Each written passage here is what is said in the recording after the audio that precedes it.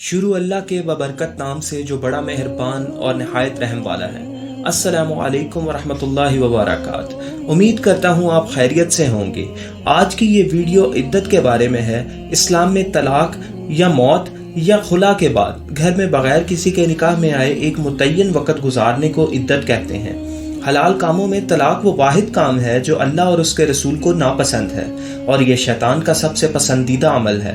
आज हम इद्दत से मुतल्लिक तमाम मसाइल को वजाहत से समझेंगे। अल्लाह ताला से दुआ है कि हर घर को तलाक खुला के अल्फाज से भी महफूज फरमाए और हमें इस्लाम को समझने और समझकर उस पर अमल करने की हिम्मत और हौसला अता फरमाए। आमीन सुम्मा आमीन। जब किसी औरत का शौहर तलाक दे दे या खुला वगैरह से निकाह ख़त्म हो जाए या शौहर मर जाए, इन सब सूरतों में कुछ मुद्दत तक औरत को एक ही घर में रहना पड़ता है। जब तक ये मुद्दत ख़त्म ना हो जाए उस वक़्त तक कहीं और नहीं जा सकती और ना ही किसी और मर्द से निकाह कर सकती है। जब वो मुद्दत पूरी हो जाए तो जहाँ चाहे निकाह कर सकती है। इस तरह ये मुद्दत गुजारने को इद्दत कहते हैं। अगर शौहर ने तलाक दे दी तो 3 हैज आने तक शौहर ही के घर में जिसमें तलाक दी है बैठी रहे। इस घर से बाहर ना निकले, ना दिन को ना रात को, ना किसी दूसरे से निकाह करे। जब पूरे 3 हैज खत्म हो गए तो इद्दत पूरी हो गई और घर से निकले और निकाह करने की पाबंदी भी खत्म हो गई। मर्द ने चाहे 1 तलाक दी हो या 2-3 तलाकें दी हो और तलाके बाइन दी हो या रजई, सबका एक ही हुक्म है। अगर छोटी लड़की को तलाक हो गई जिसको अभी हैज नहीं आता या इतनी बुढ़िया है कि अब हैज आना बंद हो गया, इन दोनों की इद्दत 3 महीने है। किसी लड़की को तलाक हो गई और उसने महीनों के हिसाब से इद्दत शुरू कर दी, फिर इद्दत के अंदर ही 1 या 2 महीने के बाद हैज आ गया तो अब पूरे 3 हैज आने तक इद्दत गुजारे। जब तक 3 हैज पूरे ना हो इद्दत खत्म नहीं होगी। अगर किसी को हमल है और इसी जमाना में तलाक हो गई तो बच्चा पैदा होने तक बैठी रहे, यही इसकी इद्दत है। जब बच्चा पैदा हो गया तो इद्दत खत्म हो गई। तलाक के बाद थोड़ी ही देर में अगर बच्चा पैदा हो गया तब भी इद्दत खत्म हो गई। अगर किसी ने हैज के जमाना में तलाक दे दी तो जिस हैज में तलाक दी है वो शुमार नहीं होगा। इसके अलावा 3 हैज पूरे करें। तलाक की इद्दत उसी औरत पर है जिसको सोहबत के बाद तलाक हुई हो या सोहबत तो अभी नहीं हुई मगर मियाँ बीवी में तन्हाई हो चुकी है तब तलाक हुई। चाहे ऐसी तन्हाई हुई हो जिससे पूरा महर दिलाया जाता है या ऐसी तन्हाई हो जिससे पूरा महर वाजिब नहीं होता, बहरहाल इद्दत गुजारना वाजिब है। और अगर अभी बिल्कुल किसी किस्म की तन्हाई नहीं होने पाई थी कि तलाक हो गई तो ऐसी औरत पर इद्दत नहीं।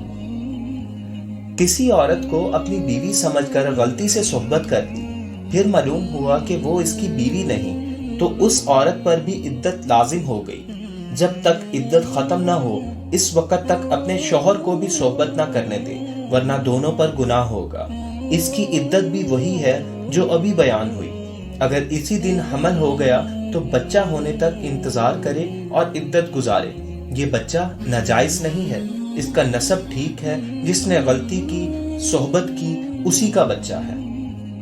किसी ने निकाह फासिद किया, मसलन किसी औरत से निकाह किया, फिर मालूम हुआ कि उसका शौहर अभी जिंदा है और उसने तलाक नहीं दी, या मालूम हुआ कि इस मर्द औरत ने बचपन में एक औरत का दूध पिया है। इसका हुक्म यह है कि अगर मर्द ने इस औरत से सोहबत कर ली, फिर सूरत हाल मालूम होने के बाद जुदाई हो गई तो भी इद्दत गुजारना होगी।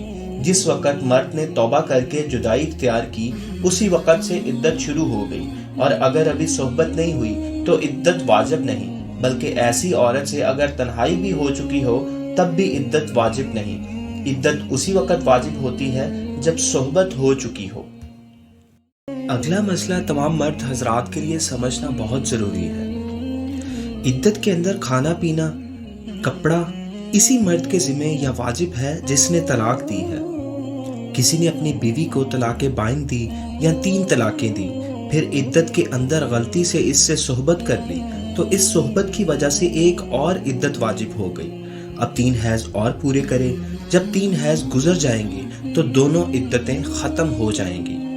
मर्द ने तलाके बाइन दी है और जिस घर में औरत इद्दत गुजार रही है मर्द भी उसी घर में रहता है। تو خوب اچھی طرح پردے کا اہتمام کریں۔ معزز سامعین، یہ تمام وہ مسائل تھے جن کا جاننا مسلمانوں کے لیے بہت زیادہ ضروری ہے۔ اب جاتے جاتے میں آپ کو حضور اکرم صلی اللہ علیہ وسلم کی چند نصیحتیں جو انہوں نے خطبہ حجۃ الوداع کے موقع پر کہیں وہ عرض کروں گا۔ آپ صلی اللہ علیہ وسلم نے اس بات پر سب سے زیادہ زور دیا کہ مردوں کو عورتوں کے حقوق کے معاملے میں اللہ تعالیٰ سے ڈرتے رہنا چاہیے، کیونکہ ان کا معاملہ اس حوالے سے بہت سخت ہوگا۔ ہمیں چاہیے کہ عورتوں کے معاملے میں اللہ تعالیٰ سے ڈرتے رہیں، جس طرح نبی صلی اللہ علیہ وسلم نے ہمیں تلقین کی، چاہے وہ وراثت کا مسئلہ ہو، طلاق کا مسئلہ ہو، خلا کا مسئلہ ہو یا عدت کا مسئلہ ہو۔ امید کرتا ہوں عدت سے متعلق تمام مسائل کی آپ کو اچھے سے سمجھ آ گئی ہوگی۔ اگر آپ کو میری یہ ویڈیو پسند آئی ہے تو اپنے تمام جاننے والے دوستوں، عزیز و اقارب کے ساتھ اس کو شیئر کریں تاکہ وہ بھی ان مسائل کو اچھے سے سیکھ سکیں۔ انشاءاللہ ایک اور نئی ویڈیو میں ملاقات ہوگی۔ اگر آپ کو میری یہ کوشش پسند آئی ہے تو چینل کو سبسکرائب کر کے بیل آئیکن کو پریس کر دیں تاکہ ہر نئی آنے والی ویڈیو کا نوٹیفیکیشن آپ کی موبائل سکرین پر آپ کو بر وقت ملتا رہے۔ انشاءاللہ ہر مسائل کو اسی طرح ڈسکس کیا جائے گا۔ اللہ معزز سامعین، یہ تمام وہ مسائل تھے جن کا